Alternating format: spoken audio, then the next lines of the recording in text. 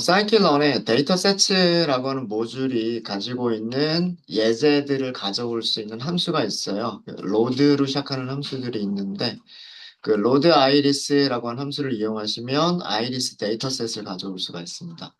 근데 이 사이클런은 특이하게도, 어, 디폴트 아규먼트들만 사용을 했을 때, 디폴트 아규먼트들만 사용을 했을 때는 얘가 번치라고 하는 타입으로 리턴을 해주게 돼요. 번치라고 하는 타입은 키와 밸류를 갖는 딕셔너리와 비슷한 그런 클래스라고 생각하시면 되고요. 그래서 사용하실 때에는 키 이름을 인덱스 연산자 안에서 문자열로 사용하시거나 아니면은 그 클래스의 속성으로 사용한 변수 있죠. 클래스의 변수로 사용하시는 방법으로 사용하시거나 두 가지 방법이 다 가능합니다. 데이터라고 하는 키가 특성들의 배열을 가지고 있고요. 타겟이라고 하는 그 키가 타겟들의 배열을 가지고 있고요. 그 다음에 타겟 네임스라고 하는 키 값으로 타겟의 이름들을 알 수가 있고요. 피처 네임스라고 하는 키 값으로는 특성들의 이름들을 알 수가 있어요. 그리고 DESCR은 디스크립션을 줄여서 쓴 건데 데이터셋에 대한 그 설명이다 라고 보시면 되고요. 저 로드로 시작하는 거를 사용하시는 방법을 조금만 더 우리 살펴보도록 할게요. 어, 변수를 이렇게 두 개를 선언할 수도 있어요. X, Y 이렇게 선언할 수도 있고요. 그런 다음에 데이터 세츠 점 로드 똑같이 iris 이렇게 하시고 여기서는 return xy를 기본값이 false 대신에 true 이렇게 사용하는 경우 이렇게 사용하는 경우는 변수를 두 개 선언하시면 돼요. x를 리턴하고 y를 리턴하겠다 이런 뜻이거든요. x와 y를 리턴하겠다 이거를 true로 한 거예요. 그래서 리턴 값을 두 개를 써주시면 돼요. 리턴 값을 두 개를 써주시면. 자, 이렇게 했을 때 x 한번 출력해 보시면은요, 어때요? 특성 배열들만 쭉 만들어져 있죠. 특성들의 배열들만 쭉 만들어져 있어요. 그쵸?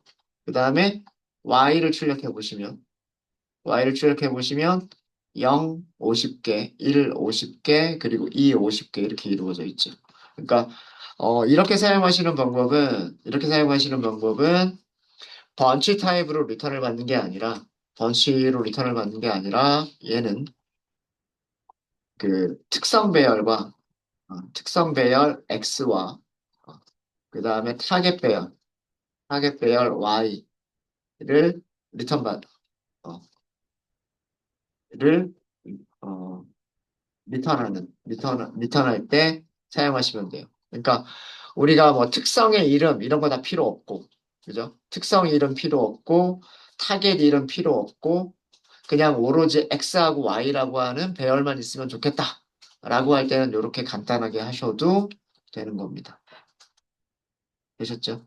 네. 어, 기본값으로 사용하실 때는 이렇게 로드 아이리스라고 하셨을 때 기본값으로 사용하실 때는 우리는 특성 배열도 뽑아낼 수 있고 타겟 배열도 뽑아낼 수 있고 타겟들의 이름이 뭔지도 문자열로 알 수가 있고요. 그 다음에 그 피처들의 이름이 실제로 뭔지도 알 수가 있어요.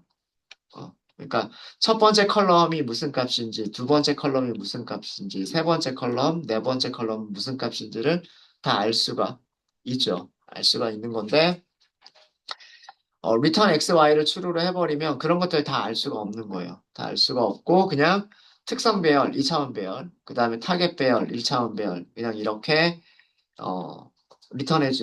리턴해주는 게 return xy가 추루예요. return xy 추루. 자, 또 다른 방법은 아이리스 DF라고 해볼까요? DF. 데이터 세츠 점 로드 아이리스. 자, 여기서는 as frame을 true라고 해볼게요. as frame을 true.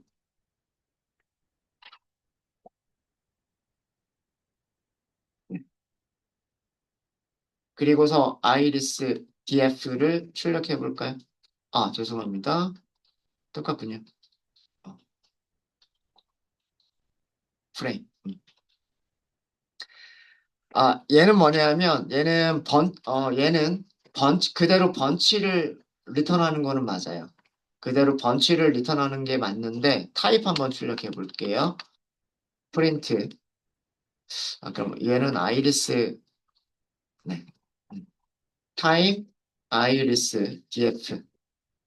이렇게 출력해 보시면은요. 출력해 보시면, 얘도 지금 번치라고 나오죠. as frame을 추루라고 하더라도요. as frame을 추루라고 하더라도 얘는 번치 타입이 됩니다. 번치 타입이 되는데, 번치 타입이 되는데, 달라지는 거는 뭐가 달라지냐면, iris df 점, 그리고 데이터 이렇게 해보세요. 출력되는 모습이 다르죠. 이거는 배열이 아니죠. 150개의 행과 4개의 컬럼을 갖는 데이터 프레임이죠. 그쵸? 네. 그 다음에,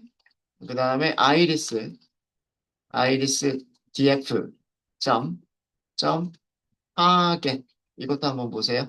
자, 여기는 뭐라고 나와요? 150개의 행과 하나의 컬럼을 갖는 이것도 데이터 프레임이죠. 그쵸? 여기도 150개의 로우, 한 개의 컬럼이라고 돼 있잖아요. 그죠? 그러니까 as frame을 추루라고 주는 경우는 얘도 번치를 리턴하긴 리턴하는 건데 타겟과 타겟과 데이터와 타겟이라고 하는 데이터와 타겟을 데이 판다스의 데이터 프레임 타입으로 리턴을 어, 타입으로 만들어준 타입으로 생성한 어, 번치 객체를 리턴을 해줍니다. 그러니까 리턴 값 자체는 번치예요. 리턴 값 자체는 번치고요. 그 번치 타입이 가지고 있는 데이터라고 하는 속성이 있는데 데이터 타입이 데이터 프레임인 거예요. 2차원 배열이 아니라 데이터 프레임인 거예요. 그리고 이 데이터 프레임에는 컬럼 이름들이 특성의 이름들로 컬럼의 이름들이 들어가 있죠. 들어가 있고 타겟도 마찬가지예요. 타겟도 어, 이 어, 배열이에요. 죄송합니다. 배열이 아니라 데이터 프레임이에요. 데이터 프레임. 행과 열을 가지고 있는 데이터 프레임이에요. 데이터 프레임. 그래서 그 어떤 식으로 사용할 거냐라고 하는 거는요. 어떤 식으로 사용할 거냐라고 하는 거는 여러분들이 필요하신 방법대로 사용하시면 돼요. 사이클런으로 그냥 훈련을 시킬 때에는 데이터 프레임을 가지고 있는 것보다는 그냥 배열을 가지고 있는 게 훈련시키거나 그 스케일링을 하거나 그럴 때에는 더 편리합니다. 더 편리하고요. 시각화 같은 것들을 할 때, 시각화를 하실 때에는 아무래도 시본이나 매트플러립들이 기본적으로 데이터 프레임을 가지고 동작하도록 만들어져 있기 때문에 데이터 프레임을 가지고서 시각화를 한다거나 그런 것들을 해보시는 게, 해보시는 게 좋을 거예요. 그쵸? 그래서 그 데이터 프레임이 필요한 경우에는 as 프레임을 추루로 그다음에 데이터 프레임이 필요하지 않은 경우는 기본 값인 false를 그대로 이용하시면 되고요. 그다음에 정말 간단하게 사용하겠다. 나는 특성 배열하고 타겟 배열만 있으면 된다. 그럴 때는 return xy를 추루로 하시면 다른 불필요한 것들 다 제거하고 2차원 배열 한 개와 1차원 배열 한 개로 딱 이렇게만 리턴을 받아서 사용을 하실 수도 있으십니다. 네. 그래서 여기서 리턴한 x하고요. 로드 아이리스 리턴 xy에서 리턴한 xy 이 값하고요. 그 다음에 위쪽에서 우리가 이렇게 찾은 거 있죠. iris 점 데이터 하고서 저장한 거랑 iris 점 타겟하고 저장한 거 요거는 두 개는 같아요. 두 개는 같습니다. 네. 질문 있으실까요? 네. 네. 그쵸. 예, 이것만, 여기서는 설명이나 이런 것들이 키값으로 존재하지가 않기 때문에 알 수가, 0이 뭐고 1이 뭐고 2가 뭔지는 알 수가 없죠. 네, 그건 알 수가 없죠. 오로지, 얘가 특성들이고, 그 다음에 타겟이 012구나. 012가 뭔지는 알 수가 없는 거죠. 그건 또 다시, 이런 걸 또 다시 찾아봐야 되겠죠. 찾아봐야 될 거. 네, 되셨습니까? 자, 그러면, 여러분들께 시간을 드릴 겁니다. 어떻게 보시냐면은요, 첫 번째는 훈련 네, 훈련 세트와 그 다음에 테스트 세트를 분리를 하세요. 분리를 하시는데, 비율은, 비율은, 어, 트레인과 테스트의 비율을 8대 2로 하도록 하겠습니다. 8대 2. 그러니까 훈련 셋 80%, 테스트 셋 20%. 그 다음에 각각의 각각의 품종들이 세 가지씩 있잖아요. 각각의 품종이 50개씩 있죠. 품종은 세 가지가 있고, 품종은 세 가지가 있고, 각각 50개씩 들어있어요. 비율 맞춰주셔야 되겠죠. 그죠? 그러니까 훈련셋과 테스트셋의 비율은 8대 2로 하시고, 층화, 층화 수출 방식을 이용을 하세요. 이용을 하셔서 훈련셋과 테스트셋을 분리를 하시고요. 분리를 하시고, 그 다음에 두 번째로는 전처리 과정을 거치세요. 전처리에서는 무엇을 하시면 되냐면 특성 스케일링을 해보시는 겁니다. 특성 스케일링을 하시는데 저희는 표준화만 하도록 할게요. 이거를 해보시고요.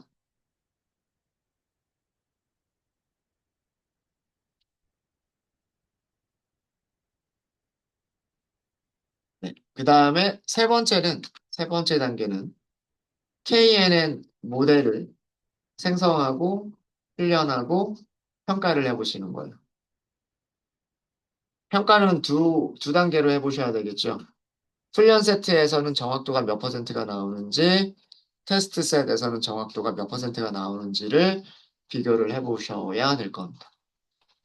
네, 이걸 해보시는 거예요. 네. 그리고 그 그래프들도 이렇게 그려보시는 겁니다. 아, 그 컨퓨전 매트릭스 찾아보시고요. 평가를 하실 때는 혼동행렬 컨퓨전 매트릭스 찾아보시고요. 클래시피케이션 리포트 출력해 보시는 거예요. 그런 것도 해보셔야 되고요. 그 다음에 마지막으로는 무엇을 해보시냐면, 우리가 KNN 모델을 만들 때, 기본 값은 가장 가까운 이유 5개만 사용한다 그랬죠. 가장 가까운 5개를 사용하는데, K 값이 변하면 정확도가 달라질 수도 있어요. 그죠?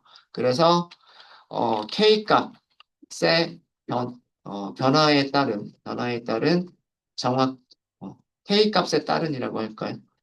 K 값이 바뀔 때 정확도가 어떻게 변하느냐? 정확도의 변화를 한번 찾아보세요. 그래서 이 아이리스라고 하는 데이터셋은 어떤 K 값이 가장 적당할까라고 하는 거를 찾아보시는 겁니다. 그러니까 전체 과정을 다 하시는 거죠. 전체 과정을 다 한번 해보시는 거예요. 네, 시간은 넉넉하게 드리겠습니다.